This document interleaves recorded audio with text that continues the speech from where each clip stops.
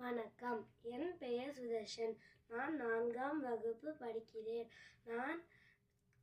நான் சின்மயா சர்வதேச பள்ளியில் படிக்கிறேன். இப்போது நான் ஒரு கதையை கூறப் போகிறேன். ஒரு ஊரில் கோபுவின் தன் தாய் தந்தையுடன் வசித்து வந்து கொண்டிருந்தான்.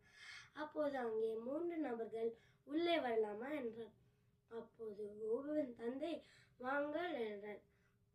அப்போது அந்த மூவரில் ஒருத்தர், நாங்கள் மூவரும் ஒன்றாக உள்ளே வர முடியாது, எங்கள் மூவரில் ஏதாவது ஒருவர் தான் உள்ளே வர முடியும் என்றார். அப்போது அந்த மூவரில் ஒருத்தர், என் பெயர் வெற்றி, இவர் பெயர் அன்பு, இவர் பெயர் பணம், எங்கள் மூவரில் யார் வேண்டும் என்றார் பணம். அப்போது கோபுவின் தந்தை, நாம் வெற்றியை அழைக்கலாம், வெற்றியை அழைத்தால் நாம் எல்லாத்திலையும் வெற்றி அடையலாம் என்றார்.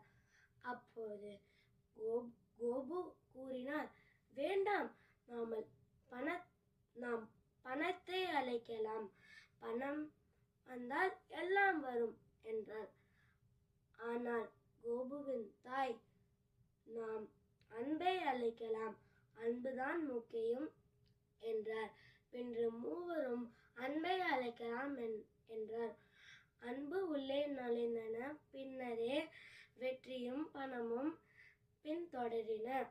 அப்போது கோபுவின் தாய், நாம் அன்பைதான் அழைத்தோம் என்றார். அப்போது அன்பு கூறியது, நீங்கள் வெற்றியோ இல்லை பணத்தையோ அழைத்தால் நாங்கள் இருவரும் வெளியே நின்று கொண்டிருப்போம். நீங்கள் அன்பை அழைத்ததால் நாங்கள் மூவரும் உள்ளே நுழைந்தோம் என்றார். குறள். அன்பின் வலியது உயர்நிலை, அஃதிலார்க்கு எம்புதோல் போர்த்திய உடம்பு. விளக்கம். அன்பின் நெஞ்சத்தின் வலியில் இயங்குவதே உயிருள்ள உடலாகும். இல்லையேல் அது எலும்புதோல் போர்த்திய வெறும் உடல் ஆகும். நன்றி, வணக்கம்.